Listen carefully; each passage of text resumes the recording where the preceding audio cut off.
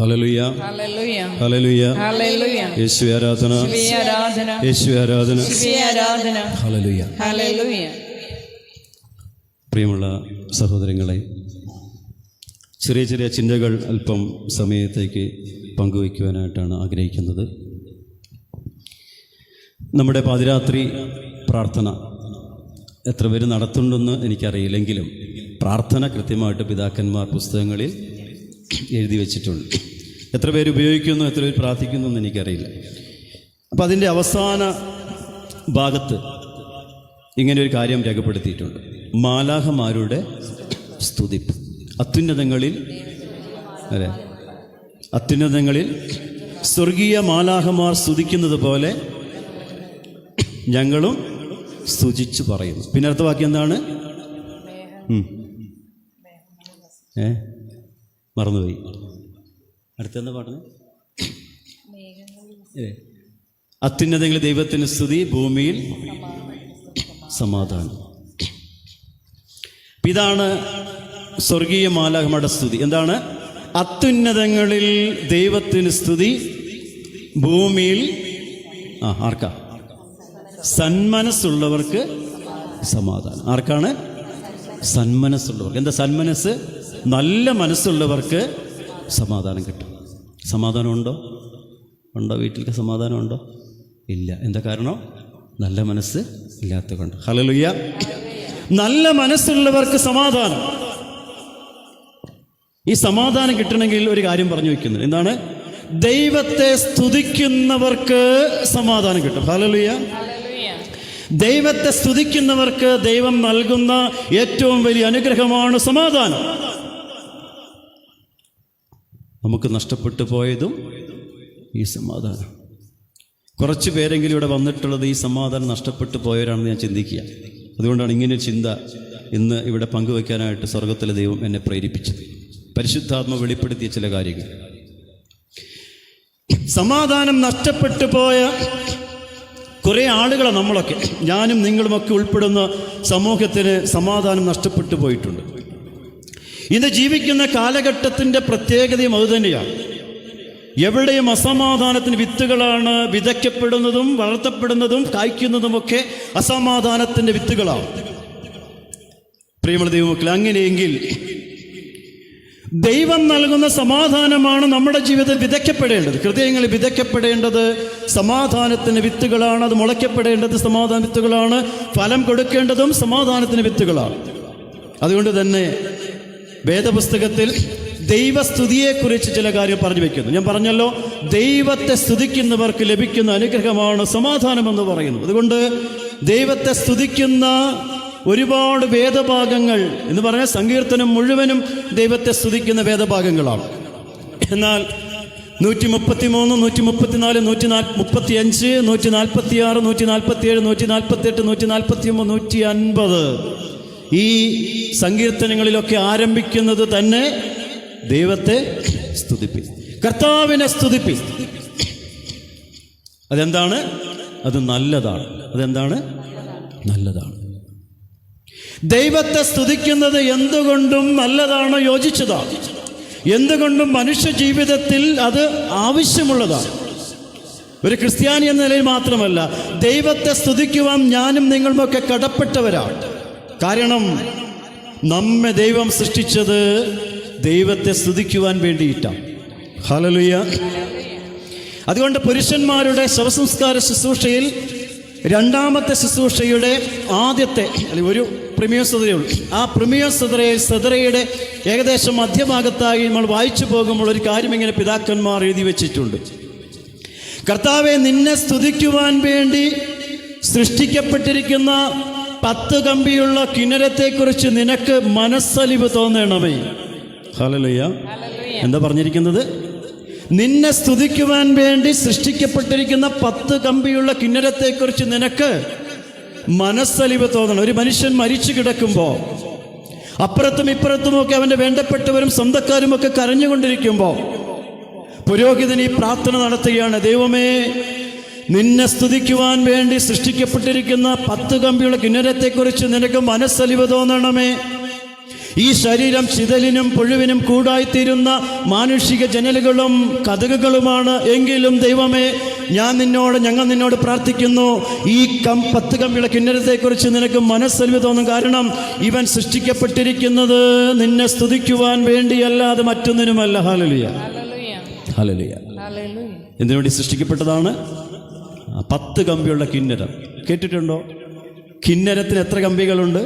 ഇവിടെ പറയാം 10 കമ്പിയുള്ള കിന്നരം. 10 കമ്പി. എന്താ 10 കമ്പിയുള്ള കിന്നരം? മനുഷ്യൻ്റെ 5 വിരലുകളൊന്നുമല്ല. അങ്ങനെയാണെങ്കിൽ കാലിൻ്റെയും കൂടെ കൂട്ടുമ്പോൾ 20 ആവുമല്ലോ. അപ്പോൾ 20 കമ്പി എന്ന് പറഞ്ഞിട്ട് 10 കമ്പിയുള്ള കിന്നരം. മനുഷ്യൻ എന്ന് പറയുന്നത് 10 കമ്പിയുള്ള കിന്നരമാണ്. ഞാനിവിടെ 1-2 പ്രാവശ്യം പറഞ്ഞിട്ടുള്ളതാണ്. വീണ്ടും ആവർത്തിക്കാൻ എനിക്ക് ബുദ്ധിമുട്ടുണ്ടെങ്കിലും കുറച്ച് പേര് കേൾക്കാത്തതോട് പറയുകയാണ്. മനുഷ്യൻ എന്ന് പറയുന്നത് പഞ്ചേന്ദ്രിയങ്ങൾ, ശരീരത്തിൻ്റെ 5 ഇന്ദ്രിയങ്ങളും ആത്മാവിൻ്റെ 5 ഇന്ദ്രിയങ്ങളും ചേർന്ന് 10 ഇന്ദ്രിയങ്ങളുള്ള മനുഷ്യനാണ് നമ്മളൊക്കെ. മനസ്സിലാവുന്നുണ്ടോ? ശരീരത്തിൻ്റെ 5 ഇന്ദ്രിയങ്ങളെക്കുറിച്ച് നമുക്കൊക്കെ ബോധ്യമുണ്ട് അല്ലേ? എന്തൊക്കെയാ? കണ്ണ്, നാക്ക്. ആദ്യം നാക്കാ പറയട്ടെ, കാരണം അതാണ് ഏറ്റവും കൂടുതൽ ഉപയോഗിക്കുന്നത്. നാക്ക്, കണ്ണ്, പിന്നെ മൂക്ക്, ചെവി, ത്വക്ക്. ഇതുപോലെ ആത്മാവിൻ്റെ 5 ഇന്ദ്രിയങ്ങളുണ്ട്. മനസ്സ്, ഓർമ്മ, സങ്കല്പം, അറിവ്, ബുദ്ധി. മനസ്സിലായോ? ഇനി പറയില്ല, ഇനി പറഞ്ഞ തെറ്റിപ്പോയി എനിക്ക്. അതുകൊണ്ട് ആത്മാവിൻ്റെയും ശരീരത്തിൻ്റെയും 5 ഇന്ദ്രിയങ്ങൾ വീതമുള്ള 10 ഇന്ദ്രിയങ്ങളുള്ള മനുഷ്യനെ കുറിച്ചാണ് ശവസംസ്കാര ശുശ്രൂഷ പിതാക്കന്മാർ എഴുതി വെച്ചു. ഈ 10 കമ്പിയുള്ള കിന്നരത്തെക്കുറിച്ച് നിനക്ക് മനസ്സലിവ് തോന്നണം. ഇവന്റെ ശരീരത്തിൻ്റെ ഇന്ദ്രിയങ്ങളും ഇവന്റെ ആത്മാവിൻ്റെ ഇന്ദ്രിയങ്ങളും നിന്നെ സ്തുതിപ്പാൻ വേണ്ടി മാത്രമോ സൃഷ്ടിക്കപ്പെട്ടു. പക്ഷേ നമ്മളൊക്കെ ഇത് പല കാര്യത്തിന് വേണ്ടി ഉപയോഗിക്കുന്നു എന്നുള്ളതാണ് സമാധാനം നഷ്ടപ്പെട്ടു പോകാനുള്ള കാരണം. എന്താ കാരണം? ഈ ഇന്ദ്രിയങ്ങളെ നമ്മൾ വേണ്ട രീതിയിൽ ഉപയോഗപ്പെടുത്തുന്നില്ല. അതുകൊണ്ട് നമുക്ക് ദൈവത്തെ സ്തുതിക്കുവാൻ കഴിയാത്തത് കൊണ്ട് ജീവിതത്തിൽ സമാധാനം നഷ്ടപ്പെട്ടു പോകുന്നു. പ്രിയമുള്ള സഹോദരങ്ങളെ, എങ്കിൽ ഈ സമാധാനമാണ് നമ്മൾ ആഗ്രഹിക്കേണ്ടത്. ഇനി നോക്ക്, ലോകം തരുന്ന സമാധാനമാണോ നമുക്ക് വേണ്ടത്? അല്ലേ? ലോകം തരുന്ന സമാധാനമാണോ വേണ്ടത്? ഞാനൊരു ഉദാഹരണം പറയാം. അപ്പോസ്തലന്മാരോട് കർത്താവ് പറഞ്ഞു, നിങ്ങളിങ്ങനെ 2 പേര് വെച്ച് പോകണം. 2 പേരെ വെച്ച് വിടുകയാണ് ഓരോ സ്ഥലത്തേക്ക്. എന്നിട്ട് ഒരു കാര്യം പറഞ്ഞു, നിങ്ങൾ ചെല്ലുന്ന ഭവനത്തിന് സമാധാനം ആശംസിക്കണം. അല്ലേ? ആശംസയാണ്. എന്താശംസയാണ്? സമാധാനത്തിൻ്റെ ആശംസ. ഏത് വീട്ടിൽ ചെന്നാലും സമാധാനം പറയും. ആ വീട്ടിൽ ചിലപ്പോൾ ഭക്ഷണത്തിൽ അരി ഉണ്ടാവില്ല, ഭക്ഷണത്തിൽ സാധനങ്ങൾ ഉണ്ടാവില്ല, അവിടെ ഇത് വലിയ പരാധീനതയായിരിക്കും, വലിയ വീടുണ്ടാവില്ല, ഇന്നത്തെ പല വാഹനങ്ങളുണ്ടാവില്ല, ജീവിത സാഹചര്യങ്ങളൊക്കെ ബുദ്ധിമുട്ടായിരിക്കും. പക്ഷെ അവിടെ അപ്പോസ്തലന്മാർ കൊണ്ടുപോയി കൊടുത്തത് പണമല്ല, അവർക്ക് വാഹനങ്ങളല്ല, വീടല്ല, മറ്റൊന്നുമല്ല, സമാധാനം കൊടുത്തു. അവർ സമാധാനം അനുഭവിച്ചു. അപ്പോസ്തലന്മാർ കൊടുത്ത സമാധാനം ഏത് സമാധാനമാണ്? സ്വർഗീയ സമാധാനമാണ്. ഹല്ലേലൂയ. പരിശുദ്ധ അമ്മ അനുഭവിച്ചത് സ്വർഗീയ സമാധാനമാണ്. യേശു തമ്പുരാൻ ഉദരത്തിൽ ഉരുവായ നാൾ മുതൽ അവൾ അനുഭവിച്ച ത്യാഗങ്ങൾ എന്ന് പറയുന്നത് ലോകത്തിൽ നമ്മളാരും അനുഭവിക്കാത്ത വലിയ ത്യാഗങ്ങളാണ്. ഇല്ലേ? കുഞ്ഞുണ്ടായപ്പോൾ അവിഹിത ബന്ധത്തിലൂടെയാണെന്ന് ജനം കല്ലെറിഞ്ഞ് കൊല്ലപ്പെടാൻ സാധ്യതയുള്ള സാഹചര്യം. അവൾ പറഞ്ഞു, ഇതാ എൻ്റെ ചിത്തം എൻ്റെ കർത്താവിൽ സന്തോഷിക്കുന്നു. മാലാഖ് വന്നിട്ട് വിളിച്ചു പറഞ്ഞു, കൃപ നിറഞ്ഞവളെ, നിനക്ക് സമാധാനം. എന്താ സമാധാനം? നീ ഒരു കുഞ്ഞിനെ പ്രസവിക്കാൻ പോകുന്നു. അവൾ ഞെട്ടിപ്പോയി. പക്ഷേ സ്വർഗീയ സമാധാനം ഉൾക്കൊണ്ടവൾ ഇങ്ങനെ വിളിച്ചു പറഞ്ഞു. എന്താ പറഞ്ഞത്? എൻ്റെ ആത്മാവ് ദൈവത്തെ സ്തുതിക്കുന്നു, എൻ്റെ ആത്മാവ് ദൈവിക സന്തോഷം കണ്ടെത്തിയിരിക്കുന്നു. അവൾ അനുഭവിച്ചത് ഈ സ്വർഗീയ സമാധാനമാണ്, സന്തോഷമാണ്. പിന്നീട് യാത്ര നോക്ക്. അത് കഴിയുമ്പോൾ മിസ്രൈമിലേക്ക് ഓടിപ്പോകുന്നു.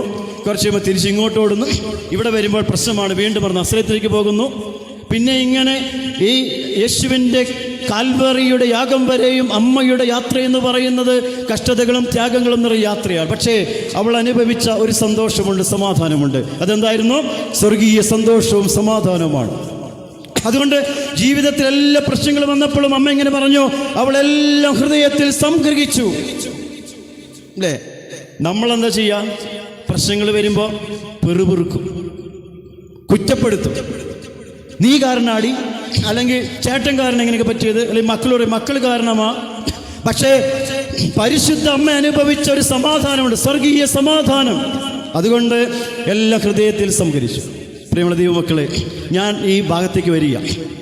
നമുക്കൊരു വാക്യം വായിച്ചു നോക്കാം. ലൂക്കോസ് സുവിശേഷം 2:14. ലൂക്കോസിന്റെ സുവിശേഷം 2:14. അത്യുന്നതങ്ങളിൽ ദൈവത്തിന് സ്തുതി, ഭൂമിയിൽ സമാധാനം, മനുഷ്യ മക്കൾക്ക് നല്ല സംപ്രീതി, നല്ല മനസ്സ്. അത്യുന്നതങ്ങളിൽ ദൈവത്തിന് സ്തുതി. സ്തുതി എവിടെയാണ്? അത്യുന്നതങ്ങളിൽ. ആർക്കാണ് സ്തുതി കൊടുക്കുന്നത്? ദൈവത്തിന്. മാലാഖമാർ സ്തുതിക്കും. മാലാഖമാർ ദൈവത്തെ സ്തുതിച്ചുകൊണ്ടിരിക്കുന്നു. മാലാഖമാർ ദൈവം സൃഷ്ടിച്ചതും ദൈവത്തെ സ്തുതിക്കാൻ വേണ്ടിയിട്ട്. അതിലൊരു വൃന്ദം മാലാഖമാർ തെറ്റിപ്പോയി, അവരെ തള്ളിക്കളഞ്ഞു. എന്നിട്ട് ദൈവം ആരെ സൃഷ്ടിച്ചു? മനുഷ്യനെ സൃഷ്ടിച്ചു. ഇതാ ചരിത്രം പഠിപ്പിക്കുന്നത്. മനുഷ്യനെ സൃഷ്ടിച്ചു. എന്തിനു വേണ്ടിയിട്ടാണ്? ദൈവത്തെ സ്തുതിക്കുക. ദൈവത്തെ സ്തുതിക്കുവാൻ വേണ്ടി മനുഷ്യനെ ദൈവം സൃഷ്ടിച്ചു. ഇനി സ്തുതി ദൈവത്തിനാണെങ്കിൽ സമാധാനം ആർക്കാ? പറ. മനുഷ്യർ. എന്നൊക്കെ കൃത്യമായിട്ട് പറഞ്ഞു പോവാം. ദൈവത്തെ സ്തുതിക്കുന്നവർക്ക് സമാധാനം എന്ന് പറഞ്ഞാൽ ദൈവത്തിന് സ്തുതി വരുമ്പോൾ മനുഷ്യന് സമാധാനം ലഭിക്കും. ഇതാണ് വേദവസം പഠിപ്പിക്കുന്ന അടിസ്ഥാനപരമായ ഒരു ചിന്ത എന്ന് പറയുന്നത്. മനസ്സിലാകുന്നുണ്ടല്ലോ?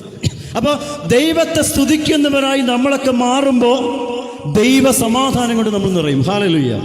ഉറക്കെ പറഞ്ഞ് ഹല്ലേലൂയ.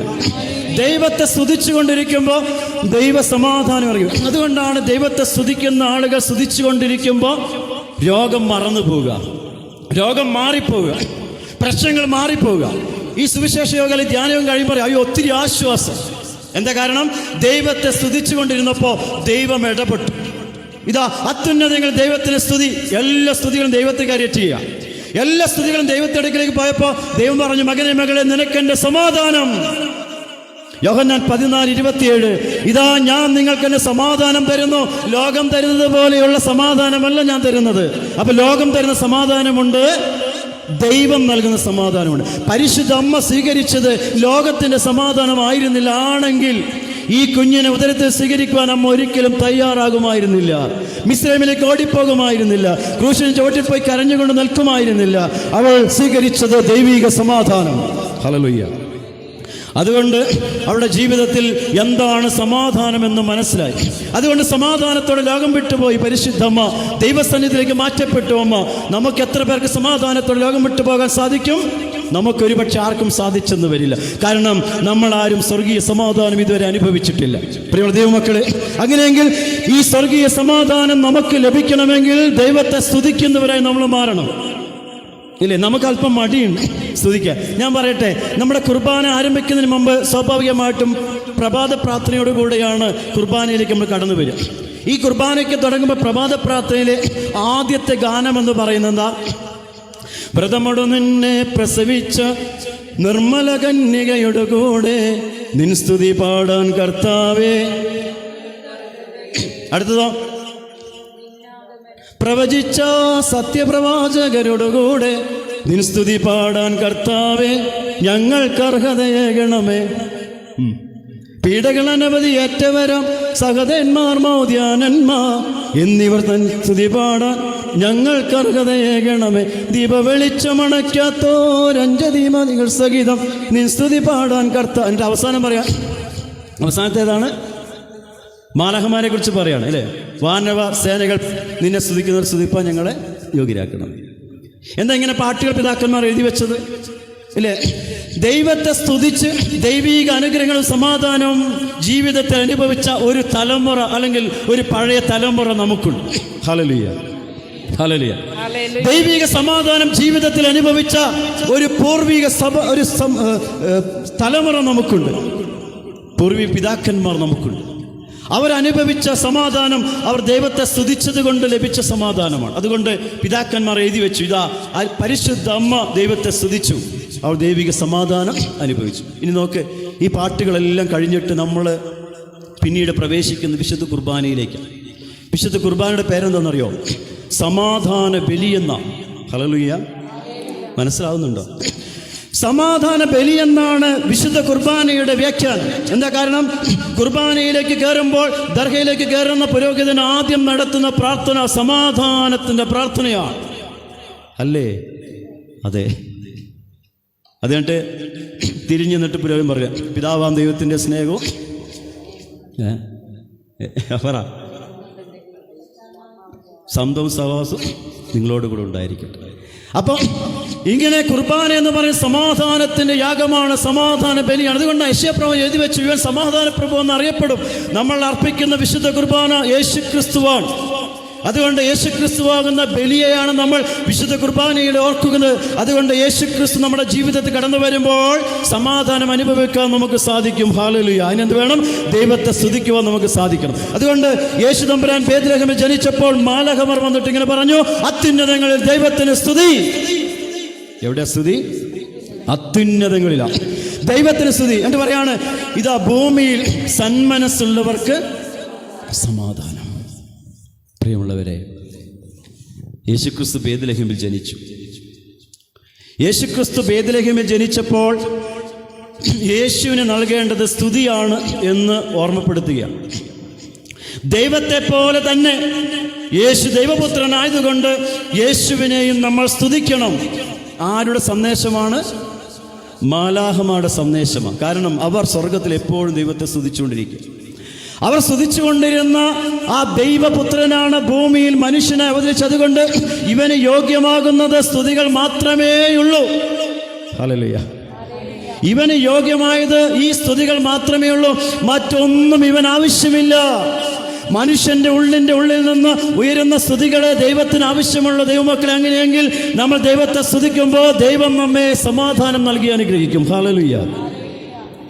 അത്യുന്നതങ്ങളിൽ ദൈവത്തിന് സ്തുതി, ഭൂമിയിൽ സന്മനസ്സുള്ളവർക്ക് സമാധാനം. ആരോടാ പറഞ്ഞെന്നറിയാമോ? ആട്ടിടയന്മാരോടാണ്. ആട്ടിടയന്മാർ ഈ സ്വർഗീയ സന്ദേശത്തെ സ്വീകരിച്ചു. എന്നിട്ട് അവർ ചെയ്തൊരു പണിയുണ്ടെന്നറിയാം. അടുത്ത വാക്യം വായിച്ചു വരുമ്പോൾ അവർ ധൃതിപ്പെട്ട് സംഭവിച്ചത് നമുക്ക് ബേത്ലഹേം വരെ ചെന്ന് കാണാമെന്ന് പരസ്പരം പറഞ്ഞവർ ഏറ്റവും ധൃതിയോടെ ധൃതിയോടെ അവരെങ്ങോട്ട് പോയി? ബേത്ലഹേമിലേക്ക് പോയി. എന്തിനാ പോയത്? യേശുവിനെ സ്തുതിക്കാൻ. ധൃതിയോടെ പോയി. നമ്മളൊക്കെയാണ് എന്ത് പറയും, രാത്രി 12 മണിക്ക് സന്ദേശം കിട്ടുകയാണ്, ഇങ്ങനെ ഒരാൾ ഇങ്ങനെ നിങ്ങളെ രക്ഷിക്കാൻ വേണ്ടി ഒരു കക്ഷി ജനിച്ചിട്ടുണ്ട്. എല്ലാം ഉറക്കമാണ്, നല്ല തണുപ്പുണ്ട്. അതുകൊണ്ട് ഈ നാളെ രാവിലെ സമയം കിട്ടിയാൽ വല്ലോ പോയി കാണാം. നമ്മളങ്ങനെ ചിന്തിക്കുക. ഇവർ ഈ തണുത്ത് ഉറഞ്ഞ ആ കാലാവസ്ഥയിൽ, പ്രതിസന്ധിയുടെ മധ്യത്തിൽ നമുക്കറിയാം ആട്ടിടയന്മാർ രാത്രി ഉറങ്ങാറില്ല. അന്ന് ഉറങ്ങാതിരിക്കുന്ന ആളുകൾ ആട്ടിടയന്മാർ, ഇന്ന് ഉറങ്ങാതിരിക്കുന്ന ആളുകൾ മനുഷ്യരാണ്. 12 മണി 1 മണി 2 മണിയൊക്കെ മൊബൈലും മോണ്ടിക്കൊണ്ടിരിക്കുകയാണ്. എന്നാ ഇതിനകത്ത് കാണാനുള്ളത് ആർക്കറിയാം? ഇല്ലേ? കാണാൻ ഒത്തിരി കാണുമായിരിക്കുമൊക്കെ. നല്ല സുഖം നൽകുന്നത്, ഇമ്പം നൽകുന്ന കുറേ കാര്യങ്ങൾ അതിനകത്ത് കാണുമായിരിക്കും. അതൊക്കെ കുത്തിക്കൊണ്ടിരിക്കുക. 2 മണി 3 മണി വരെയൊക്കെ ഇങ്ങനെ കുത്തിക്കൊണ്ടിരിക്കുക. അന്ന് മൊബൈൽ ഇല്ലാത്തതുകൊണ്ടാണെന്ന് ഞാൻ പറയില്ല, പക്ഷേ ആട്ടിടയന്മാർ അങ്ങനെയല്ല. അവർ മൊബൈൽ ഉണ്ടെങ്കിൽ അവർ പോകുമായിരുന്നു. കാരണം അവിടെ സ്ഥിതി അങ്ങനെയാണ്. സമാധാനമില്ലാത്ത ജീവിതമാണ് അവരുടെ. ഒരു സമാധാനം. ഏത് നിമിഷം വേണമെങ്കിലും ഒരു വന്യജീവി വന്ന് തങ്ങളുടെ ആടിനെയും തങ്ങളെയും ഒരുപക്ഷെ ആക്രമിക്കാം. സമാധാനമില്ലാത്ത ജീവിതത്തിലൂടെ കടന്നുപോയ ഈ ആട്ടിടയന്മാർ കേട്ട സന്ദേശം അതവര് ഹൃദയത്തിൽ സ്വീകരിച്ചു. എന്ത് പറയാണ്? ധൃതിപ്പെട്ട് രാത്രി തന്നെ ആരെയും അവിടെ കാവൽ നിർത്തിയില്ല. ആടുകൾ അവിടെ നിന്നുകൊള്ളും. ആടുകൾ ഒരു ദുഷ്ടമൃഗം കൊണ്ടുപോകയില്ല എന്ന് പൂർണ്ണമായ ബോധ്യത്തോടുകൂടി. കാരണം ഇവർക്ക് ലഭിച്ച സന്ദേശം സ്വർഗീയ സന്ദേശമാണ്. അതുകൊണ്ട് തങ്ങളുടെ ആടുകൾക്ക് ഒരു ദോഷവും സംഭവിപ്പാൻ സ്വർഗത്തിലെ ദൈവം സമ്മതിക്കില്ലെന്ന പൂർണ്ണമായ ബോധ്യമുണ്ടായിരുന്ന ഈ ആട്ടിടയന്മാർ രാത്രി തന്നെ ധൃതിപ്പെട്ട് പെട്ടെന്ന്, അല്ലേ, ഡ്രസ്സ് മാറാൻ നിന്നില്ല, പൗഡർ ഇടാൻ നിന്നില്ല, സ്പ്രേ അടിക്കാൻ നിന്നില്ല. നമ്മൾ പള്ളിയിൽ പോകണമെങ്കിൽ ആദ്യം ഡ്രസ്സ് ഇടും, പിന്നെ പൗഡർ ഇടും, പിന്നെ സ്പ്രേ അടിക്കും, പിന്നെ എന്താണ് കാറെടുക്കും, നല്ല കാർ ഏതാണെന്നൊക്കെ അതെടുത്തോണ്ട് പോകും, അല്ലേ? ഇങ്ങനെയാണ്. പക്ഷേ ആട്ടിടയന്മാർ അങ്ങനെയൊന്നും ശ്രമിച്ചില്ല. അവർ ധൃതിപ്പെട്ട് ഇട്ട വസ്ത്രം എടുത്ത് ഒരു വടിയും കൈ പിടിച്ചന്ന് മൊബൈൽ ഫോണില്ല, ലൈറ്റില്ല, ഒന്നുമില്ല. ഒരു പക്ഷേ എന്തെങ്കിലുമൊക്കെ ഈ ചൂട്ട് കത്തിച്ചുകൊണ്ടാരും പോയിട്ടുണ്ടാവും. എങ്ങനെയാ തന്നെ ആയിക്കോട്ടെ, അവർ ധൃതിപ്പെട്ട് അവർ ബേത്ലഹേമിൽ ചെന്നു. അടുത്ത വാക്യം പറയാണ്, അവർ ദൈവത്തെ സ്തുതിച്ചു കീർത്തിച്ചും കൊണ്ട് തിരികെ പോയി. ഹല്ലേലൂയ. വാക്യം പറയാണ് 20ാമത്തെ വാക്യം, അവർ കാണുകയും കേൾക്കുകയും ചെയ്തത് മൂലം ഇടയന്മാർ ദൈവത്തെ സ്തുതിച്ചു. കണ്ടോ? സ്തുതിച്ചും ദൈവത്തെ മഹത്വപ്പെടുത്തിയും കൊണ്ട് അവർ തിരികെ പോയി. അവർ അന്ന് മുതൽ ഈ സ്വർഗീയ സമാധാനം അനുഭവിക്കാൻ തുടങ്ങി. ആട്ടിടയന്മാർ എന്തൊരു ഭാഗ്യം നോക്ക്. അവർ ദൈവത്തെ സ്തുതിച്ചു, ദൈവത്തെ കീർത്തിച്ചു, അവർ സമാധാനം അനുഭവിക്കാൻ തുടങ്ങി. വീണ്ടും നമ്മൾ കാണുന്നുണ്ട്. ഇങ്ങനെ കഴിഞ്ഞ് 8 ദിവസം കഴിഞ്ഞ് യേശുക്രിസ്തുവിനെയും കൊണ്ട് ഇങ്ങനെ അവർ മാതാവും പിതാവും കൂടി പോവുകയാണ് ദേവാലയത്തിൽ, ഇല്ലേ, ചേലാകർമ്മത്തിന് വേണ്ടി പോയി. അവരിങ്ങനെ പോയി അവിടെ ചെന്നപ്പോൾ ഒരു മനുഷ്യനെ കണ്ടെത്തുകയാണ്. 25-ാമത്തെ വാക്യം. യെരൂശലേമിൽ ശമൗൻ എന്ന പേരുള്ള ഒരു മനുഷ്യനുണ്ടായിരുന്നു. അദ്ദേഹം നീതിമാനും പുണ്യവാനും ഇസ്രായേലിൻ്റെ ആശത്ത് പ്രതീക്ഷിച്ചിരുന്നതിനുമായിരുന്നു. പരിശുദ്ധാത്മാവിൻ്റെ മേലുണ്ട്. ഇതൊക്കെ പറഞ്ഞു പോകുമ്പോൾ നോക്കട്ടെ, പരിശുദ്ധാത്മാവിടെ മേലുണ്ട്, അവൻ്റെ മേലുണ്ടായിരുന്നു. അവൻ നീതിമാനൊക്കെയാണ്. പക്ഷേ ഇവന് സമാധാനം ലഭിച്ചിരുന്നില്ല എന്നാണ് അടുത്ത കാര്യം പറയുന്നത്. മനസ്സിലാവുന്നുണ്ട്? സ്വർഗീയ സമാധാനം അങ്ങനെയാണ്. സ്വർഗീയ സമാധാനം ദൈവത്തെ സ്തുതിക്കുമ്പോൾ മാത്രമേ ലഭിക്കൂ എന്നാണ് വേദോസം പഠിപ്പിക്കുന്നത്. എന്ന് പ്രിയമുള്ള ദൈവമക്കളെ, നമ്മുടെ ജീവിതത്തിൽ സമാധാനം നഷ്ടപ്പെട്ടു പോയിട്ടുണ്ടെങ്കിൽ, ജീവിതത്തിൽ ഏതെങ്കിലും തരത്തിലുള്ള സാഹചര്യങ്ങൾ നമ്മളെ വീർപ്പ് മുട്ടിക്കുന്നുണ്ടെങ്കിൽ, രോഗങ്ങളോ ഭാരങ്ങളോ നമുക്ക് മുൻപോട്ട് പോകാൻ തക്കവിധത്തിൽ തടസ്സമായി മാറിയിട്ടുണ്ടെങ്കിൽ, നിങ്ങൾ സ്തുതിച്ചു നോക്ക്, ദൈവത്തെ സ്തുതിക്ക്, ദൈവത്തെ ആരാധിക്ക്. ഞായറാഴ്ചകളിൽ ദേവാലയത്തിൽ പോയി ദൈവത്തിൻ്റെ ഈ ബലിയെ സംബന്ധിക്ക്. മാതാവ് ദൈവത്തെ സ്തുതിച്ചു, നിബിയന്മാർ സ്തുതിച്ചു, പ്രവാചകന്മാർ സ്തുതിച്ചു, പിതാക്കന്മാർ സ്തുതിച്ചു. അവരെല്ലാം സമാധാനം അനുഭവിച്ചു, സ്വർഗീയ സമാധാനം. അപ്പം നമ്മുടെ ജീവിതത്തിൽ നമുക്ക് ആവശ്യമായിരിക്കുന്നത് ഈ സ്വർഗീയ സമാധാനമാണ്. കുറച്ച് പണമുണ്ടായിട്ടോ, നമ്മുടെ ജീവിതത്തിൽ കുറച്ച് അധികാരങ്ങളുണ്ടായിട്ടോ, സ്ഥാനമാനങ്ങളുണ്ടായിട്ടോ ഒരിക്കലും സമാധാനം ലഭിച്ചു കൊള്ളണമെന്ന് യാതൊരു നിർബന്ധവുമില്ല. ഹല്ലേലൂയ. നിങ്ങൾ ആദിവാസികളെ ശ്രദ്ധിച്ചിട്ടുണ്ടോ? ആദിവാസികൾ അവർ ചില ആളുകളൊക്കെ അന്നാന്നത്തേക്കുള്ള കൂലിപ്പണിയൊക്കെ എടുത്ത് ജീവിക്കാം. വൈകുന്നേരം ആകുമ്പോൾ എല്ലാം തീർക്കും, കുറച്ച് കുടിക്കും, കുറച്ച് സാധനങ്ങൾ മേടിക്കും, സമാധാനത്തോടെ കിടന്നിറങ്ങും. അവർക്കറിയാം നാളെ തങ്ങളെ പോറ്റുന്ന ഒരു ദൈവം ഉണ്ട്. നമ്മൾ എല്ലാം വാരിപ്പെട്ടി കെട്ടിപ്പിടിച്ച് വെച്ചുകൊണ്ടിരിക്കും. തുപ്പലം വിഴികൾ എന്നൊക്കെ പറയും. ചിലപ്പോൾ ഒന്നും കഴിക്കുകയില്ല, ഇതെല്ലാം സൂക്ഷിച്ചു വെക്കും. എന്നിട്ട് കിടന്നുറങ്ങുമ്പോൾ ഒരു സമാധാനമില്ല. പട്ടി കുരച്ച, അയ്യോ ആരോ വന്നിട്ടുണ്ട്, പട്ടി കുരച്ചില്ലെങ്കിൽ ഈ പട്ടി എവിടെ പോയി കിടക്കുക? പട്ടി കുരച്ചാൽ പ്രശ്നം, കുറച്ചില്ലെങ്കിൽ പ്രശ്നം. കുരച്ചാൽ പറയും ആരോ മുറ്റത്ത് വന്നിട്ടുണ്ട്. എന്താ മുറ്റത്ത് അവിടെയൊക്കെ എന്തൊക്കെ കൂട്ടിയിട്ട്, തേങ്ങയോ? അപ്പോൾ തേങ്ങയ്ക്ക് നല്ല വിലയാണ്. ഇപ്പോൾ ആരും തേങ്ങയൊന്നും ഇപ്പോൾ നല്ല റൂമിൽ പൂട്ടിയിടുന്നത് 80 രൂപ എങ്ങനെ തേങ്ങയ്ക്ക് വില അല്ലേ? ഞാൻ വാങ്ങിക്കാറില്ലാത്തതുകൊണ്ട് എനിക്കറിയത്തില്ല. അപ്പോൾ അതൊക്കെ ഞാൻ ഇങ്ങനെ ചിന്തിക്കും. പട്ടി കുരച്ച പ്രശ്നം, കുറച്ചില്ലെങ്കിൽ പ്രശ്നം. നമുക്ക് സമാധാനം നഷ്ടപ്പെട്ടു പോയി. നമുക്ക് ജീവിതത്തിൽ സമാധാനം, ദൈവത്തെ സ്തുതിക്കുന്നവർക്ക് സമാധാനം ഉണ്ടാവും. നമ്മുടെ ഗോപാലൻ ഇവിടെ ഇരിപ്പുണ്ട്. അദ്ദേഹത്തെ ഒരു ജോലിക്കാരനാണ്, അല്ലെങ്കിൽ ഇങ്ങനെ കൂലിപ്പണി എടുത്ത് ജീവിക്കുന്ന ആളാണ്. അദ്ദേഹം അനുഭവിച്ച സമാധാനം നമ്മൾ ആരും അനുഭവിച്ചിട്ടില്ല. ചോദിച്ചു നോക്കും. എൻ്റെ മുമ്പിലിരിക്കുക. എല്ലാ ഞായറാഴ്ച അദ്ദേഹം മൂലങ്കാവ് പള്ളി കുർബാനയ്ക്ക് പോകും. കുർബാന അനുഭവിക്കാൻ അദ്ദേഹത്തിന് പറ്റില്ല, കാരണം മാമോദിസ സ്വീകരിച്ചിട്ട്. എല്ലാ ഞായറാഴ്ചയും എല്ലാ പണിയും മാറ്റിവെച്ച് ഗോപാലൻ ചേട്ടൻ ദേവാലയത്തിൽ പോകും. എല്ലാ ശനിയാഴ്ച കുപ്പാഴി ധ്യാനകത്തിൽ അദ്ദേഹം വരും. അദ്ദേഹത്തിൻ്റെ പണിയെന്ന് പറയുന്നത് തേനെടുക്കുന്ന പണിയാണ്. എത്ര റിസ്ക്കുള്ള പണിയാന്ന് ഓർത്ത് അല്ലേ? വലിയ മരത്തിലേക്ക് കയറണം അല്ലേ ചേട്ടാ? വലിയ മരത്തിൽ കയറണം. പക്ഷേ അദ്ദേഹത്തെയും ഭാര്യയും മക്കളെയും കരുതുന്ന ഒരു ദൈവമുണ്ടെന്ന് അദ്ദേഹം മനസ്സിലാക്കി. ഹല്ലേലൂയ. തന്നെ സ്നേഹിക്കുന്ന, തന്നെ കരുതുന്ന ഒരു ദൈവമുണ്ടെന്ന് ജീവിതത്തിൽ മനസ്സിലാക്കിയ ഒരു വ്യക്തിയാണ് മുമ്പിലിരിക്കുന്നത്. ഞാൻ പറഞ്ഞല്ലോ, അദ്ദേഹം അനുഭവിക്കുന്ന സമാധാനം നമ്മളാരും അനുഭവിച്ചിട്ടില്ല അല്ലേ? ശരിയല്ലേ ഞാൻ പറഞ്ഞത്? ദൈവത്തെ സ്തുതിക്കണം. ഇദ്ദേഹം എല്ലാ ദിവസവും ദൈവത്തെ സ്തുതിക്കും. രാവിലെ എഴുന്നേറ്റ് ദൈവത്തെ സ്തുതിക്കും. ഇദ്ദേഹം മുമ്പ് ഇവിടേക്ക് വരുന്നതിനൊക്കെ മുമ്പ് അദ്ദേഹം ഹിന്ദു മതത്തിൽ വിശ്വസിച്ചാണ്. അന്ന് ഒത്തിരി ദൈവങ്ങൾ ആരാധിച്ച ആളാണ്, ഒത്തിരി അമ്പലങ്ങളിൽ പോയിട്ടുള്ള ആളാണ്. പക്ഷേ സത്യദൈവത്തെ കണ്ടെത്തിയപ്പോൾ ഇതാണ് എൻ്റെ ദൈവമെന്നും ഈ ദൈവത്തിന് എന്നെ രക്ഷിക്കാൻ കഴിയുമെന്നും ഈ ദൈവം മാത്രമേ എനിക്ക് ദൈവമായി ഉള്ളൂ എന്നും പൂർണ്ണമായി വിശ്വസിച്ച മനുഷ്യൻ ദൈവത്തെ സ്തുതിച്ചാൽ സമാധാനം കണ്ടെത്താൻ സാധിക്കും. നോക്ക്, ഒരു മനുഷ്യനെക്കുറിച്ച് പറഞ്ഞു, ശമോൻ എന്ന് പറഞ്ഞ മനുഷ്യൻ, പരിശുദ്ധാത്മ നിറഞ്ഞവൻ, നീതിമാൻ, എല്ലാം കൊണ്ടും എല്ലാ സൗകര്യങ്ങളുമുള്ള. പക്ഷേ സമാധാനം കണ്ടെത്തിയപ്പോൾ അറിയോ, അവൻ യേശു കുഞ്ഞിനെ കയ്യിലെടുത്തു. അർത്ഥമാക്കി നോക്ക്, കർത്താവിൻ്റെ അഭിഷിക്തനെ കാണും വരെ അവൻ മരണം കാണുകയില്ല എന്ന് പരിശുദ്ധാത്മാവിന് അവന് പറയപ്പെട്ടിട്ടുണ്ടായിരുന്നു. ശിശുവിനെ അവൻ്റെ മാതാപിതാക്കകത്ത് കൊണ്ടുവന്നപ്പോൾ അവൻ ശിശുവിനെ തൻ്റെ കൈകളിൽ എടുത്തു, ദൈവത്തെ സ്തുതിച്ചു. അർത്ഥമാക്കിയാണ്, ദൈവത്തെ സ്തുതിച്ചു. യേശു കുഞ്ഞിനെ കയ്യിലെടുത്ത് ദൈവത്തെ സ്തുതിച്ചു. അവൻ്റെ കയ്യിലിരിക്കുന്ന കുഞ്ഞാരാണ്? ദൈവപുത്രനാണ്. ഹല്ലേലൂയ. അത് ദൈവത്തിൻ്റെ പുത്രനാണ്, ദൈവം തന്നെയാണ്. അതുകൊണ്ട് അവൻ യേശുക്കുഞ്ഞിനെ കയ്യിലെടുത്തു. എന്നിട്ടാണ് പറയുന്നത്, ദൈവത്തെ സ്തുതിച്ചുകൊണ്ട് പറഞ്ഞു, എൻ്റെ കർത്താവേ, അങ്ങയുടെ തിരുവചനപ്രകാരം അവിടുന്ന് ദാസനെ സമാധാനത്തോടെ പിരിച്ചയക്കണമേ. ഹല്ലേലൂയ. ദൈവത്തെ കയ്യിലെടുത്ത് ശമൂവേലിനെ വിളിച്ചു പറഞ്ഞു, കർത്താവേ, ഇതാ അങ്ങ് ഒരുക്കിയിരിക്കുന്ന രക്ഷന്റെ കണ്ണ് കണ്ടുവല്ലോ, ഇനി അടിയനെ സമാധാനത്തോടെ പറഞ്ഞയക്കണമേ. അപ്പൊ ഇദ്ദേഹത്തിന് സമാധാനം ഉണ്ടായിരുന്നില്ലേ? ഇദ്ദേഹത്തിന്റെ ജീവിതത്തിൽ ഒരു പ്രശ്നമുണ്ടായിരുന്നു. എന്താ പ്രശ്നം? യെശയ്യാ പ്രവാചകന്റെ പുസ്തകം ഗ്രീക്ക് ഭാഷയിലേക്ക് ട്രാൻസ്ലേറ്റ് ചെയ്ത 70 പേരിൽ ഒരാളായിരുന്നു ശമൂവേൽ എന്ന് പറഞ്ഞ ഈ മനുഷ്യൻ. ആദ്യം എഴുതപ്പെട്ടത് എബ്രായ ഭാഷയിലാണ്. എബ്രായ ഭാഷ എഴുതപ്പെട്ട പഴയ നിയമത്തെ ഗ്രീക്ക് ഭാഷയിലേക്ക് സബ്സ്റ്റിറ്റ്യൂട്ട് എന്ന് പറയുന്ന ഗ്രീക്ക് ഭാഷയിലേക്ക് വിവർത്തനം ചെയ്തപ്പോൾ എഴുതിക്കൊണ്ടിരുന്ന ഒരു മനുഷ്യനാണ്. ഇദ്ദേഹം എഴുതാൻ കിട്ടിയത് യെശയ്യാ പ്രവാചകന്റെ പുസ്തകമാണ്. 7:14 വന്നപ്പോൾ ഇങ്ങനെ പറഞ്ഞു വെച്ചു, കന്യക ഗർഭം മകനെ പ്രസവിക്കും. ശമൂവേലിന് വിശ്വസിക്കാൻ സാധിച്ചില്ല. എങ്ങനെ കന്യക ഗർഭം ധരിച്ച് മകനെ പ്രസവിക്കും? ഇത് സാധ്യമാണോ? പുരുഷ സമ്പർക്കത്തിലൂടെ അല്ലാതെ എങ്ങനെ ഒരു സ്ത്രീയിൽ ഒരു കുഞ്ഞു ജനിക്കും? യാതൊരു സാധ്യതയുമില്ലാത്ത ഒരു സത്യത്തെക്കുറിച്ച് വെളിപ്പെട്ട് കിട്ടിയപ്പോൾ, അല്ലെങ്കിൽ യെശയ്യാവിന് പറഞ്ഞു കൊടുത്തപ്പോൾ, യെശയ്യാവ് എഴുതി വെച്ചപ്പോൾ അത് ട്രാൻസ്ലേറ്റ് ചെയ്ത് ശമൂവേലിന് മനസ്സിലായില്ല. അദ്ദേഹം വെട്ടിക്കളഞ്ഞു. പിറ്റേ ദിവസം അദ്ദേഹം വന്ന് നോക്കിയപ്പോൾ വെട്ടിക്കളഞ്ഞ് വെട്ടല്ലാതെ എഴുതി വെച്ചത് മാറിപ്പോയില്ല, എഴുതിയത് അതുപോലെ തന്നെ ഉണ്ടായിരുന്നു. എന്നിട്ട് ശമൂവേലിനോട് ദൈവം ഇങ്ങനെ സന്ദേശം കൊടുത്തു, ഈ എഴുതി വെക്കപ്പെട്ടിരിക്കുന്നവൻ ആരെക്കുറിച്ചാണോ അവനെ നീ കാണാതെ ലോകം വിട്ടു പോകില്ല എന്ന് ശമൂവേലിനോട് സ്വർഗ്ഗത്തിൽ അരുളി ചെയ്തു.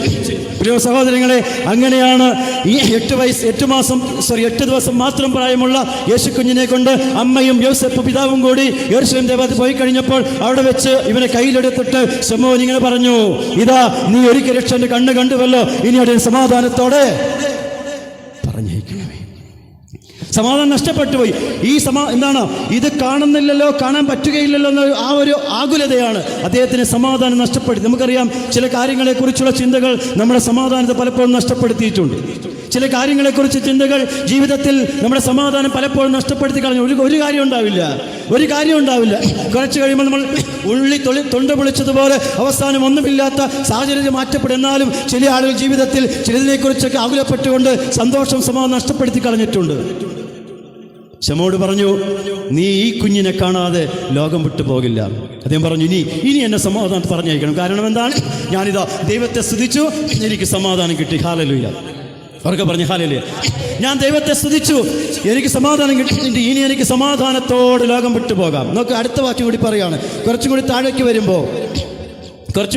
വരുമ്പോൾ അതിൻ്റെ 36 വാക്യം വരുമ്പോൾ, ആശേർ ഗോത്രത്തിൽ ഫനുവേലിൻ്റെ മകൾ ഹന്ന എന്ന പ്രവാചകി, അവൾ അയോധ്യയും കന്യാത്തകാലം കഴിഞ്ഞ് 7 വർഷം ഭർത്താവിനോട് കൂടെ കഴിഞ്ഞ ശേഷം 84 വർഷം വിധവയായി കഴിഞ്ഞവളും ദേവാലയത്തിൽ നിന്ന് മാറാതെ രാവും പകലും ഉപവാസത്തോടും പ്രാർത്ഥനയോടും കൂടെ ദൈവത്തെ സേവിച്ചവളുമായിരുന്നു. ആ സമയത്ത് അവളും എഴുന്നേറ്റ് കർത്താവിനെ സ്തുതിച്ചു. ഹല്ലേലൂയ. അവളും എഴുന്നേറ്റ് കർത്താവിനെ സ്തുതിച്ചു. എന്നിട്ട് പറയാണ്, കർത്താവിൻ്റെ യെരൂശലേമിൻ്റെ രക്ഷയ്ക്കായി കാത്തിരുന്നല്ലവൻ തന്നെക്കുറിച്ച് സംസാരിക്കുകയും ചെയ്തു. കർത്താവിനെ അങ്ങനെ പറഞ്ഞു പോവുകയാണ്. ഹന്നയും ദൈവത്തെ സ്തുതിച്ചു. നമുക്ക് ഈ ബേത്ലഹേമിൽ ജനിച്ച യേശുപുത്രൻ, ദൈവപുത്രൻ, അവനെ കണ്ടപ്പോൾ ഇവനങ്ങനെ സ്തുതിക്കാൻ തുടങ്ങി. സ്തുതിച്ചു കഴിഞ്ഞപ്പോൾ ഇവർക്ക് സമാധാനം ലഭിക്കാൻ തുടങ്ങി. ജീവിതത്തിൽ നഷ്ടപ്പെട്ടു പോയ സമാധാനം തിരിച്ചു വന്നു. അല്ലെങ്കിൽ പുതിയ സമാധാനത്തിൻ്റെ ചക്രവാളങ്ങളിലേക്ക് ഇവരൊക്കെ മാറ്റപ്പെടുകയാണ്. ജീവിതത്തിൻ്റെ അനുഭവം അവസാനത്തേക്ക്, അല്ലെങ്കിൽ ജീവിത അവസാനം വരെയും അനുഭവിക്കാൻ കഴിയുന്ന ഒരു സ്വർഗീയ സമാധാനത്തിലേക്ക് ഇവരെല്ലാം മാറ്റപ്പെടുകയാണ്. എപ്പോഴാണ്? ദൈവത്തെ സ്തുതിച്ചപ്പോൾ. പ്രിയമുള്ളവരെ, അതുകൊണ്ട് നമ്മൾ വേദപുസ്തകത്തിൽ ഒരുപാട് കാര്യങ്ങൾ കണ്ടുപോകുന്നുണ്ട്, അല്ലേ? നഹൂമിൻ്റെ പുസ്തകം അതിൻ്റെ 2-ാം അധ്യായം 1-ാം വാക്യത്തിൽ പറയാണ്, സമാധാനം സുവിശേഷിക്കുന്നവരുടെ, സദ്വർത്തമാനം അറിയിക്കുന്നവരുടെ കാൽ പർവ്വതത്തിൽ എത്രയോ മനോഹരം. അവർ ദൈവത്തെ സ്തുതിക്കും. ഞാനിപ്പോൾ സമാധാനത്തെക്കുറിച്ച് നിങ്ങളോട് സംസാരിക്കുമ്പോൾ നിങ്ങളുടെ ഉള്ളിൽ നിന്ന് ദൈവസന്നിധിയിലേക്ക് ഇങ്ങനെ സ്തുതികൾ ഉയരണം. അപ്പോൾ നിങ്ങൾക്ക് സമാധാനം ലഭിക്കും. പറയപ്പെടുന്ന സമാധാനം സ്വർഗീയ സമാധാനമാണ്. ഇത് നിങ്ങളുടെ ജീവിതത്തിൽ കടന്നു വരും. അതുകൊണ്ട് ഇവിടെ പറഞ്ഞു വയ്ക്കുകയാണ്, ഇതാ പർവ്വതത്തിൽ സമാധാനം സുവിശേഷിക്കുന്നവൻ്റെ പാദം എത്രയോ മനോഹരമാണ്. അതിനർത്ഥം എന്നറിയാമോ? അവൻ്റെ പാദം മുതൽ മുകൾ വരെയും, ഇല്ലേ? ഈ ശവസംസ്കാര ഒരു കാര്യം പറയുന്നത്, എന്താ പറയുന്നത്? പാദം മുതൽ തലവരെയും എന്ന് പറയുന്നുണ്ട്. പാദം മുതൽ തലവരെയും എത്തുന്നതിൻ്റെ ഇടയ്ക്ക് നീ അനുതാപത്തിലേക്ക് പോകണം എന്ന് പറയുന്നുണ്ട്. മരണത്തെക്കുറിച്ച് പറയാം. ഇതാ പുരോഹിതൻ അല്ലെങ്കിൽ പ്രസംഗിക്കുന്നവൻ്റെ സുവിശേഷം അറിയിക്കുന്നതിൻ്റെ പാദം ഇതാ മലമേൽ എത്രയോ മനോഹരമാണ്, അവർ ദൈവത്തെ സ്തുതിക്കും. വീണ്ടും യെശയ്യാപ്രവചന പുസ്തകം 52:7 ഇതേ വാക്യം തന്നെ രേഖപ്പെടുത്തി വെച്ചിരിക്കുകയാണ്. ഇതാ സമാധാനം സുവിശേഷിക്കുന്നതിൻ്റെ പാദം മലമേൽ എത്രയോ മനോഹരമാണ്.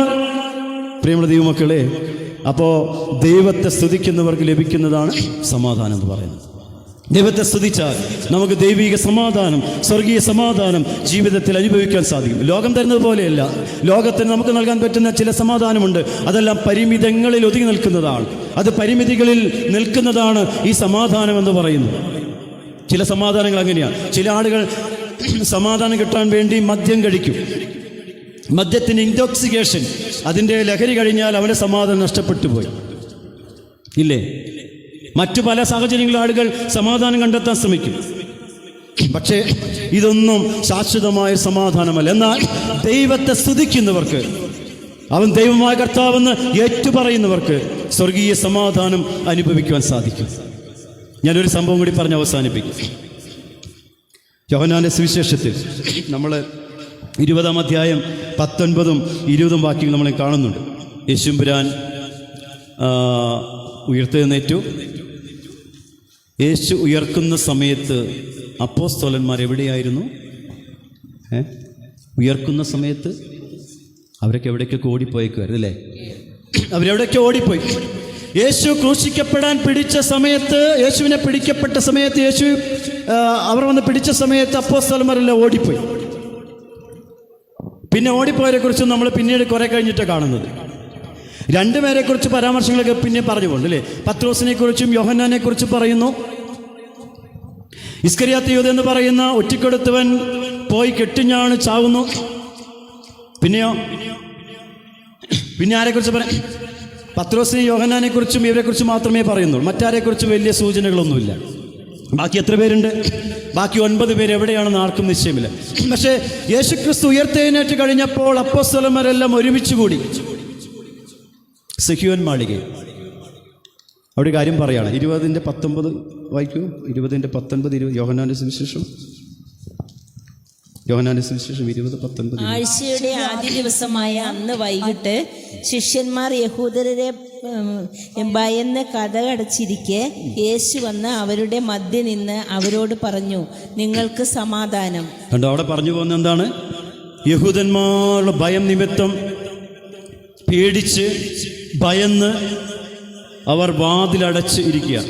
ഒരു കാര്യം ഇതിനകത്തുണ്ടല്ലേ? അതായത് യേശുക്രിസ്തു അവരെ വിളിച്ച ആ ദിവസം മുതൽ ഗെത്സമനെ തോട്ടത്തിൽ വെച്ച് യേശു പിടിക്കപ്പെട്ട സമയം വരെ സ്വർഗീയ സമാധാനം അനുഭവിച്ചവരായിരുന്നു അപ്പോസ്തലന്മാർ.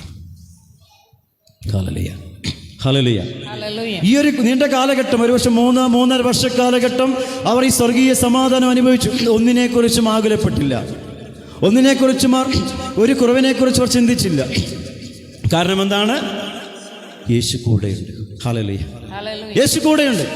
സമാധാനത്തിന്റെ പ്രഭു എന്ന് യെശയ്യാ വിളിച്ച യേശു ക്രിസ്തുവോട് കൂടെയുള്ളത് കൊണ്ട് അവർ ഒന്നിനെക്കുറിച്ചും ഭാരപ്പെട്ടില്ല.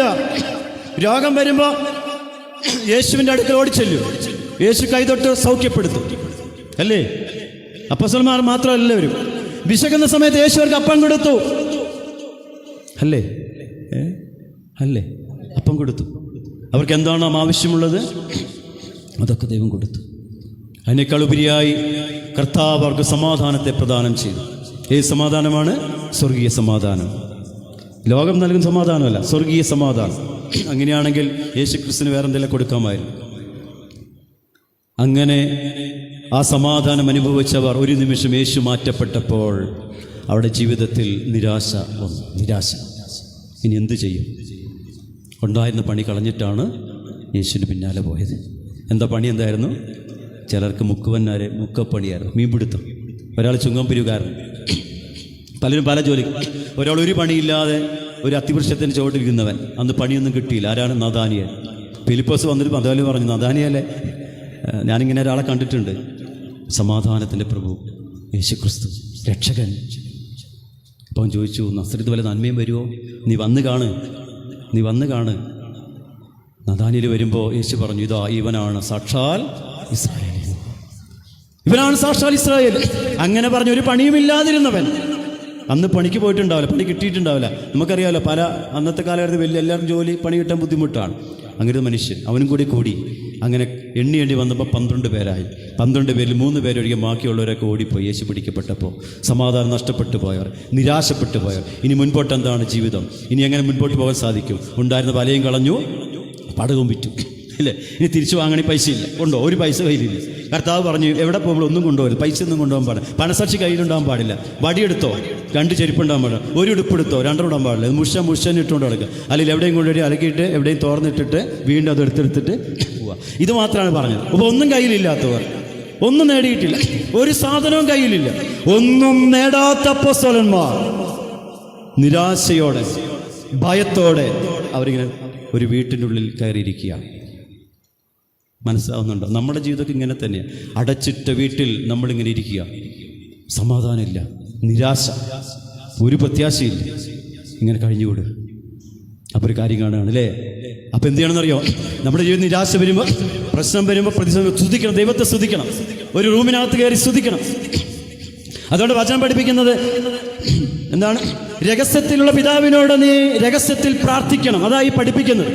ഒരു വാതിൽ അടയ്ക്കുക, വാതിലടച്ചിട്ട് വാതിനുള്ളിരിക്കുക. ഭാര്യ വിളിച്ചോട്ടെ, ഭർത്താവ് വിളിച്ചോട്ടെ, മക്കൾ വിളിച്ചോ, ഒന്നും ശ്രദ്ധിക്കേണ്ട.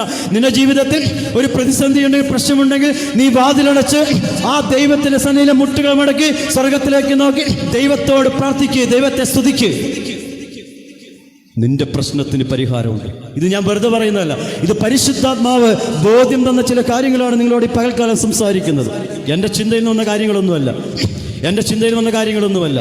പ്രിയമുള്ളവരെ, ദൈവത്തെ സ്തുതിച്ചു നോക്ക്. നീ ദൈവസന്നിധിയിൽ മുട്ടുകളെ മടക്കിക്കൊണ്ട് നിന്റെ പ്രതിസന്ധിയുടെ സമയത്ത് സ്വർഗത്തിലേക്ക് പ്രാർത്ഥിച്ചാൽ നീ സമാധാനം കൊണ്ട് നിറയും. കൃപ നിറഞ്ഞവളെ, നിനക്ക് സമാധാനം. കർത്താവ് നിന്നോട് കൂടെയുണ്ട്. നിന്നോട് കൂടെ ആരുണ്ടാവും? കർത്താവ് ഉണ്ടാകും. നീ കൃപ നിറഞ്ഞവൾ, നീ സമാധാനം കൊണ്ട് നിറയപ്പെട്ടവൾ, നീ സമാധാനം കൊണ്ട് നിറഞ്ഞവൻ, കൃപ കൊണ്ട് നിറയപ്പെട്ടവൻ, നിന്നോടുകൂടെ കർത്താവ് ഉണ്ടാകും. അപ്പോസ്തലന്മാരിങ്ങനെ ഭയത്തോടെ യഹൂദനെ പേടിച്ചിരിക്കുമ്പോൾ വാതിലടച്ചിരിക്കെ യേശു അവിടെ മധ്യത്തിൽ നിന്നുകൊണ്ട് പറഞ്ഞു, നിങ്ങൾക്ക് സമാധാനം. നിങ്ങൾക്ക് സമാധാനം. സ്വർഗീയമായ സമാധാനം കൊണ്ട് അപ്പോസ്തലന്മാർ നിറയപ്പെടുകയാണ്. പിന്നീട് അങ്ങോട്ടുള്ള ഇവരുടെ യാത്രയെന്ന് പറയുന്നുണ്ടല്ലോ, അല്ലേ? ഒന്നിനെക്കുറിച്ചും പിന്നെ പേടിയില്ല, ഒന്നിനെക്കുറിച്ചും പേടിക്കുന്നില്ല. രോഗം വന്നോട്ടെ, പ്രശ്നം വന്നോട്ടെ, ഏത് പീഡനങ്ങൾ വന്നോട്ടെ, എന്ത് പ്രശ്നമുണ്ടെങ്കിൽ വന്നെങ്കിലും ഞങ്ങളിപ്പോൾ അനുഭവിക്കുന്ന സ്വർഗീയ സമാധാനമാണെന്ന് അപ്പോസ്തലന്മാർക്ക് ബോധ്യം കിട്ടി. അവർ ആ സമാധാനം കൊണ്ട് പിന്നീട് ജീവിക്കുകയാണ്. പ്രിയമുള്ള ദൈവമക്കളെ, അതുകൊണ്ട് നമുക്ക് ഈ സമാധാനത്തെ നമ്മുടെ ജീവിതത്തിൽ സ്വീകരിക്കുവാൻ സാധിക്കണം. അങ്ങനെ സാധിക്കണമെങ്കിൽ ദൈവത്തെ സ്തുതിക്കുന്നവരായി നമ്മളൊക്കെ മാറണം. നമ്മൾ അതിനുവേണ്ടി സൃഷ്ടിച്ചിരിക്കുന്നു. അതുകൊണ്ട് പ്രഭാതത്തിൽ ഇങ്ങനെ പ്രാർത്ഥന അവസാനിപ്പിക്കും. ഞാൻ പറഞ്ഞല്ലോ, നമ്മൾ ആദ്യം ഇങ്ങനെ പാതിരാത്രി അവസാനിപ്പിക്കുന്ന പോലെ പ്രഭാതത്തിലും കർത്താവെ നിന്നെ സ്തുതിക്കുന്നതും, അല്ല അങ്ങനെ അവസാനിപ്പിക്കുന്നത് പ്രഭാത സ്തുതി. കർത്താവെ നിന്നെ സ്തുതിക്കുന്നതും ഉന്നതമായ നിന്റെ നാമത്തിന് പാടുന്നതും, പ്രഭാതകാലത്ത് കൃപയും രാത്രികാലം വിശ്വാസം അറിയിക്കുന്നത് എത്രയോ നല്ലതാണ്. ഹല്ലേലൂയ! എത്രയോ നല്ലതാണ് പ്രഭാതത്തിൽ നിന്നെ സ്തുതിക്കുന്നതും നിന്റെ വിശ്വാസത്തെ ഏറ്റുപറയുന്നതും. എത്രയോ അടുത്ത ബാക്കി കൂടി പറ. കർത്താവിൻ്റെ സ്തുതി പാടുന്നു, രാത്രി വിശ്വാസം അറിയിക്കുക എത്ര നല്ല. കർത്താവ് പ്രഭാതത്തിൽ എൻ്റെ ശബ്ദം നീ കേൾക്കണമേ, പ്രഭാതത്തിൽ ഞാൻ നിനക്ക് ഒരുങ്ങി കാണപ്പെടുമാറാകണമേ. നോക്ക്, പ്രഭാതത്തിൽ ഞാൻ നിനക്ക് ഒരുങ്ങി കാണപ്പെടുമാറാകണമേ. ചില ആളുകളൊക്കെ അടിക്കുമ്പോൾ 8 മണിയാവും. പ്രഭാതം കാണാത്ത ആളുകളെ ഇപ്പം നമ്മുടെ ഈ ലോകത്തിലെ ആളുകളൊക്കെ. കാരണം കിടക്കുമ്പോൾ 12 മണിയാവും. പാതിരാത്രി കണ്ടിട്ടുണ്ട്, പക്ഷേ പ്രഭാതം കണ്ടിട്ടില്ല. സൂര്യൻ ഉദിച്ചതും കണ്ടിട്ട് കുറേ കാലമായി. ചെറുപ്പത്തിലൊക്കെ സൂര്യൻ ഉദിച്ച് കണ്ടായിരുന്നു. കാരണം അല്ലെങ്കിൽ അമ്മയപ്പം വഴക്ക് പറയും, എണിക്കട നേരം വെളുത്ത് പ്രാർത്ഥിക്കട, സ്കൂളിൽ പോകണം. ഇന്ന് അമ്മയപ്പം മുണ്ടൂല. കൊച്ചെണിക്കുന്ന സമയത്താണ് കൊച്ചിൻ്റെ സ്കൂൾ ടൈം, അല്ലേ? വേഗം കൊച്ചിനെ തുണി മാറ്റി കുളിപ്പിക്കൊന്നുമില്ല. തലേദിവസം കുളിച്ചു, പല്ല് പോലും തേപ്പിക്കില്ല, മറന്നുപോയി പല്ല് തേപ്പിക്കാൻ, കാരണം സമയമില്ല. രാവിലെ കൊച്ചിനെ എണിപ്പിച്ച് എന്താണ് വേഗം സ്കൂളിലേക്ക് പറഞ്ഞു കൊടുക്കുകയാണ്. തലേദിവസം ഇട്ട ഡ്രസ്സ് തന്നെ വീണ്ടും ഇടും. കാരണം തലേദിവസം ഇട്ട ടെസ്റ്റ് ഏതാ നമുക്കറിയില്ല, പിറ്റേ ദിവസം ഏതാ ഇടേണ്ടത് നമുക്കറിയില്ല, കൊച്ചിനും അറിയില്ല ഏതാ ഇട്ടതെന്ന്. ഇങ്ങനെ പറഞ്ഞു വിടുകയാണ്. പക്ഷേ സ്തുതിപ്പിക്കണം. കർത്താവെ നിന്നെ സ്തുതിക്കുന്നതും ഉന്നതമായ നിന്റെ നാമത്തെ പ്രഭാകാലത്തിൽ നിന്റെ വിശ്വാസം രാത്രികാലം എത്രയോ നല്ലതാണ്. ഇല്ലേ, ലോകത്തിലെ ഏറ്റവും നന്മയായതെന്ന് പറയുന്നത് ദൈവത്തെ സ്തുതിക്കലാണെന്ന് പഠിപ്പിക്കുക പിതാക്കന്മാർ എഴുതി വെച്ചു. പ്രിയ ദൈവമക്കളെ, ഇവിടെ നോക്കെ യേശു ജനിച്ചപ്പോൾ മാലാഖമാർ വിളിച്ചു പറഞ്ഞു, ഇതാ അത്യുന്നതങ്ങളിൽ ദൈവത്തിന് സ്തുതി, സ്തുതിക്കപ്പെടുവാൻ യോഗ്യനായവൻ സ്വർഗത്തിലെ ദൈവം മാത്രമേ. ഒക്കെ ആർക്കും സ്തുതി യോഗ്യമല്ല, മറ്റാരെ സ്തുതിക്കേണ്ട ആവശ്യമില്ല. ദൈവത്തെ നീ സ്തുതിച്ചോ, നിന്റെ ജീവിതത്തിൽ നന്മ വരും. ദൈവത്തെ നീ സ്തുതിച്ചോ, നിന്റെ ജീവിതത്തിൽ സമാധാനം നീ കണ്ടെത്തും. നിന്റെ നിരാശയെല്ലാം നീങ്ങിപ്പോവും. നിന്റെ ജീവിതത്തിൽ നീ എന്തെല്ലാമാണോ പ്രാർത്ഥിക്കുന്നത്, എന്തെല്ലാം ആവശ്യങ്ങളാണോ നീ ദൈവത്തിൽ സമർപ്പിക്കുന്നത്, അതെല്ലാം നിനക്ക് തരും. ഹല്ലേലൂയ. ഫിലിപ്പിയർ 4:19 ദൈവം തന്റെ സ്വർഗത്തിൽ നിന്ന് നിനക്ക് ആവശ്യമുള്ളതൊക്കെ തരുമെന്ന് പരിശുദ്ധനായ പൗലോസ് ശ്ലീഹ ഫിലിപ്പി ലേഖനം 4:10 രേഖപ്പെടുത്തി. ദൈവം തന്റെ സമ്പന്നതയിൽ നിന്നാണ് തരുന്നത്, അല്ലേ? ദൈവത്തിൻ്റെ ഇല്ലായ്മയിൽ നിന്നല്ല, ദൈവം തന്റെ സമ്പന്നതയിൽ നിന്ന് നിനക്കുള്ളതൊക്കെ തരും. ദൈവത്തെ സ്തുതിക്കണം. Hallelujah, hallelujah. ദൈവത്തെ സ്തുതിക്കുമ്പോൾ നിന്റെ ജീവിതത്തിലെല്ലാം ദൈവം തരും. ഇതനുഭവിക്കണം. അപ്പോൾ ഞാനൊക്കെ ഇത് അനുഭവിച്ചുകൊണ്ടാണ് ഈ പറയുന്നത്. ഞങ്ങൾ ഈ അച്ഛന്മാരൊക്കെ, ജാൻസൺ അച്ഛൻ ഉൾപ്പെടെ ഞങ്ങൾ ഈ സ്വർഗീയ സമാധാനം അനുഭവിച്ചു. ഞങ്ങൾ അച്ഛന്മാരായതുകൊണ്ടല്ല, അച്ഛന്മാരായതുകൊണ്ട് മാത്രമല്ല, ഞങ്ങൾ ഈ സ്വർഗീയ സമാധാനം അനുഭവിച്ചതാണ്. ഞാൻ എപ്പോഴും ഇങ്ങനെ വിളിച്ചു പറഞ്ഞ കാര്യമുണ്ട്, ലോകത്തെ ഏറ്റവും വലിയ സമ്പന്നൻ ആരാണെന്ന് ചോദിച്ചാൽ അത് ഞാനാണെന്ന് ഞാൻ പറയും. എനിക്ക് സമ്പത്തുണ്ട്, എനിക്ക് ബാങ്കിൽ 1 രൂപ പോലും ഇപ്പോൾ കാണുമെന്ന് തോന്നുന്നില്ല. പക്ഷേ ഞാൻ വിളിച്ചു പറയും, ലോകത്തെ ഏറ്റവും സമ്പന്നനായ മനുഷ്യൻ ഞാനാണ്.